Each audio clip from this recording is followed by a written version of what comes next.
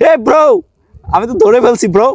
ও ও ও ও ও মাই god, এ তো কামড় দিয়ে ধরে রাখে, কি বলবো, কামড় দিয়ে ধরে রাখে। মিশন কমপ্লিট সাকসেসফুলি, আমিও মিশনটা কমপ্লিট করতে পারছি।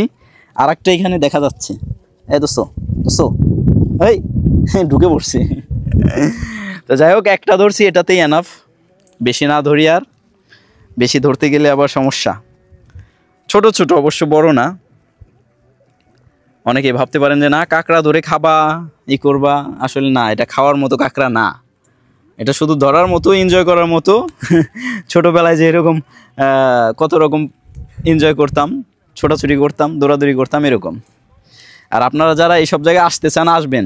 প্রকৃতিটা প্রচুর, কি বলবো, ন্যাচারাল প্রকৃতি। ওই পাশে ফ্যামিলি নিয়ে আসছে, কেরালা আছে বা আরও অন্যান্য কান্ট্রির লোকজন আছে, বক্স ছেড়ে দিয়ে এনজয় করতেছে, একটা মোমেন্ট ফিল করতেছে। অবশ্যই এই পাশে মানে সমুদ্রের বীজটা দেখা যাচ্ছে না, আমরা ভিতরের দিকে ঢুকেও গেছি, যার কারণে এরকম দেখা যাচ্ছে না।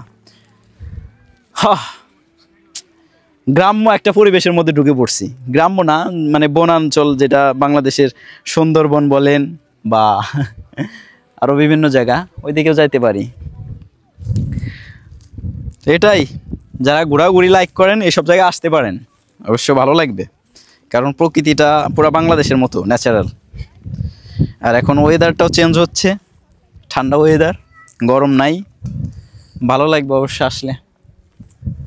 আর আমাদের বাংলাদেশে যদি এরকম একটা ওয়েদার থাকতো, ফুটবল নিয়ে বের হয়ে যেতাম, ক্রিকেট নিয়ে বের হয়ে যেতাম। কাঁকড়াটা তো ছেড়ে দেওয়া উচিত।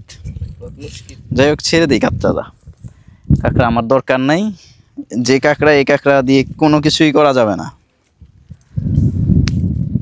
যাক, এদিকে ওইদিকের বিষয়টা ভালোই লাগতেছে।